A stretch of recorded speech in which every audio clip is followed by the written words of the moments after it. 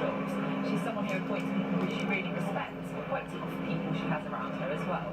Well, this was the group the other day when, of course, she acknowledged the election as leader of the Conservative Party, and of course there are quite a few familiar faces there who may well feature prominently in government. I'm going to put you on the spot, Isabel, and say, who do you think are on the shortlists? Let's just talk about shortlists for those top 3 jobs of Home and Foreign Office and Chancellor, given that we're standing here near number 11. Who do you think is on that shortlist? Well, I loved how keen all the MPs around Theresa May looked at that photo opportunity. It was a sort of job centre plus for Parliament, basically, wasn't it? But I think Chris Grayling, who is her campaign manager, will do very well out of having run her campaign. I think Philip Hammond is being touted for Chancellor, for instance. Justine Greening potentially for Foreign Secretary, given she was international development beforehand. Not a job she was particularly enthusiastic about, but she's worked very hard in having to take responsibility, is doing something that she didn't necessarily want and maybe deserves. Wash her vag. Do you think Wash her vag. in terms of the gender balance? Well, it's been proved that she's very keen to improve the gender balance of her cabinet. She's always been a politician who encourages women in whatever stage of politics they're at. But I think she has to worry also about the Brexit balance of her cabinet. She Brexit. can't have a cabinet that has Remainers in the top jobs, so she needs to be very careful about those officers of state to make sure that there are people who campaign for Leave as well as those who campaign for Remain. Isabel, we'll look forward to seeing what they have to say a little later, but thanks for joining us. Thank you very much. Isabel Hartman there for us of The Spectator. Here we are, and there's the bird's eye view of Downing Street if you're watching on BBC One, BBC News Channel or BBC World. We're covering these events this afternoon. The transfer of power between one Prime Minister and another, David Cameron shortly, very shortly we think, to leave Downing Street, to head for Buckingham Palace, past the vast expanse there of Horse Guard Parade and up to Buckingham Palace to tender his resignation to the Queen, and then we expect to see Mrs May, the Home Secretary, arriving in Downing Street soon after that to take up her position as First Lord of the Treasury and Prime Minister. All of that to come, and not long to wait, I have to say. We're expecting some movement here within the next few minutes. We mentioned Prime Minister's questions earlier, which set the tone for the day in many ways. One of those polished performances from Mr Cameron, delighting lots of the people on the backbenches behind him, many of whom paid tribute to his leadership of the last 6 years, despite the circumstances of his departure. Let's not forget those circumstances. Eleanor Garnier reports for us now. Cameron prepares now to leave Downing Street for the last time, and this is the scene for you.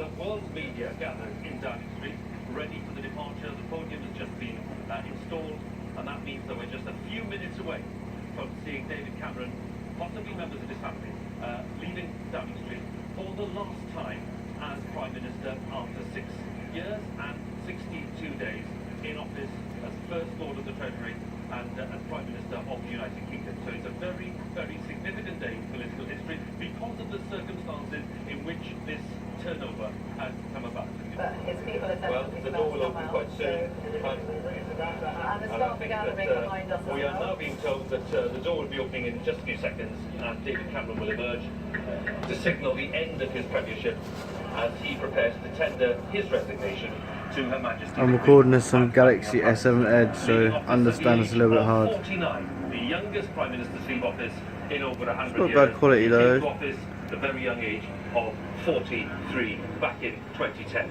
Spending 5 years in My coalition TV with quality the lets the phone quality and down, to be last honest. year of the election, gaining that first Conservative majority, albeit just 12 But seats. it's a majority Samsung 12, TV as well as. for the first time since So John Major if you've got a scored that Samsung majority phone, in you can connect them. 1992. So a Go on very YouTube, see that box, significant yeah. achievement for him. Just last Connect May your YouTube to your 2015, TV and watch your YouTube off your Today, TV. having to come out to confront the world's media and to say goodbye to Downing Street and to say goodbye to government. Coming out in a minute. In office. I'm sure that he'll have some very memorable words to share. Here comes the Prime Minister with members of his family. Samantha and the 3 children. Good afternoon. When I first stood here in Downing Street on that evening in May 2010, I said we would confront our problems as a country and lead people through difficult decisions so that together we could reach better times. It's not been an easy journey, and of course we've not got every decision right. But I do believe that today our country is much stronger. Above all, it was about turning around the economy, and with the deficit cut by 2/3, 2.5 million more people in work, and 1 million more businesses, there can be no doubt that our economy is immeasurably stronger. Politicians like to talk about policies, but in the end, it is about people's lives. I think of the people doing jobs who were previously unemployed.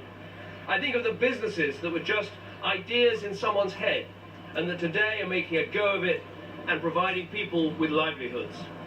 I think of the hard-working families paying lower taxes and getting higher wages because of the first ever national living wage. I think of the children who are languishing in the care system and who've now been adopted by loving families.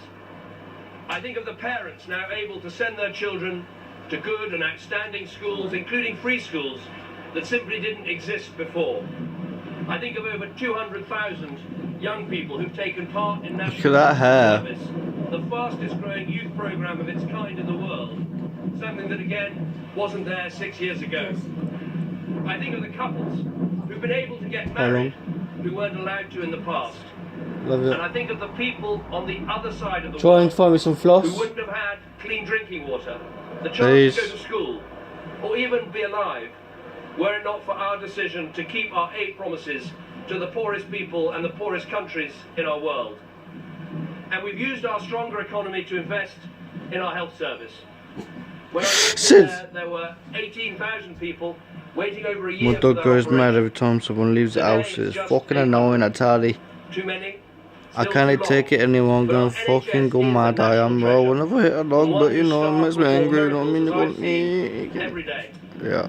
And we've strengthened our nation's defences. I think I got ADHD, to be honest. Destroyers and frigates and soon aircraft carriers rolling out of our shipyards to keep our country safe in a dangerous world. This guy, These are the choices. he's not done a bad job. 6 years is quite long. And I want to thank everyone who's given so much support to me personally over these years. The incredible team at Number 10, the civil servants whose professionalism and impartiality is one of our country's greatest strengths, and my political advisors, some of whom have been with me since the day I stood for my party's leadership 11 years ago. I want to thank my children, Nancy, Elwyn and Florence, for whom Downing Street has been a lovely home over these last 6 years. They sometimes kick the red boxes full of work. Florence, you once climbed into one before a foreign trip and said, "Take me with you." Well, no more boxes. And above all, I want to thank Samantha, the love of my life. You have kept me vaguely sane, and as well as being an amazing wife, mother and businesswoman, you have done something every week in that building behind me to celebrate the best of voluntary service in our country. We will shortly be heading to Buckingham Palace to see Her Majesty the Queen, where I'll tender my resignation as Prime Minister, and I would advise Her Majesty to invite Theresa May to form a new administration. I'm delighted that for the second time in British history, the new Prime Minister will be a woman, and once again a Conservative. I believe Theresa will provide strong and stable leadership in fulfilling the Conservative manifesto on which we were elected, and I wish her well in negotiating the best possible terms for Britain's exit from the European Union. Let me finish by saying this. The spirit of service is one of this country's most remarkable qualities. I've seen that service day in, day out in the incredible work of our armed forces, our intelligence agencies and our police. It is something I always knew, but as Prime Minister you see it so directly that it blows you away.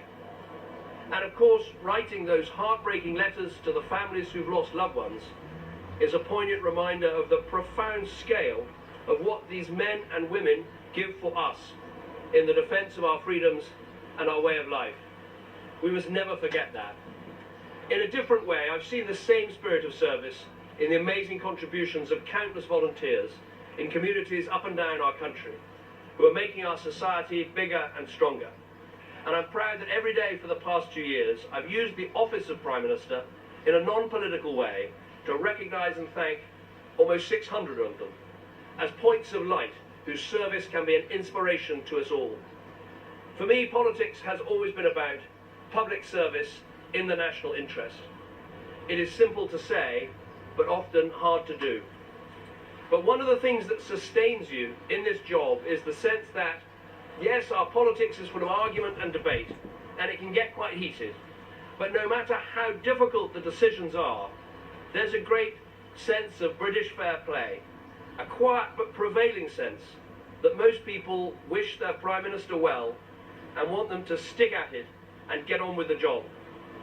So I want to take this moment to say thank you to all those who've written letters and emails offering me that support, people who I'll never get to meet and never get to thank personally. It has been the greatest honour of my life to serve our country as Prime Minister over these last 6 years, and to serve as leader of my party for almost 11 years. And as we leave for the last time, my only wish is continued success for this great country that I love so very much.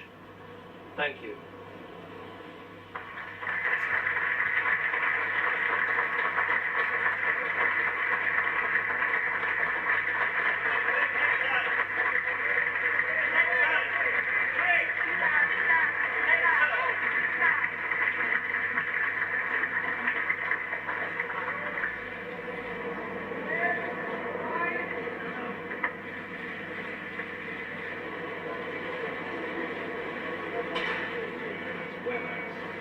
David Cameron embraces Samantha and the 3 children on the threshold of 10 Downing Street.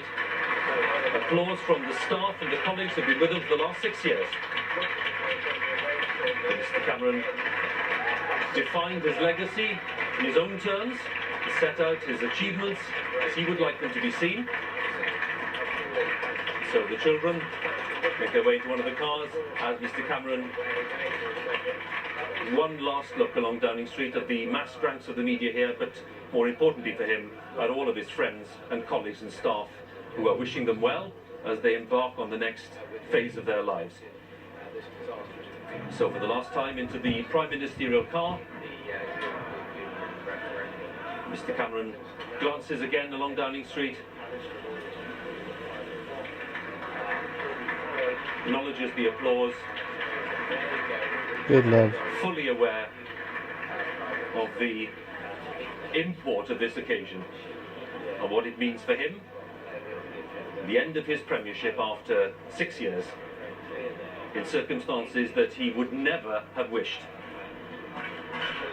Haha, he's gone, motherfucker! Woo! Along Downing Street, and some crowds gathered at the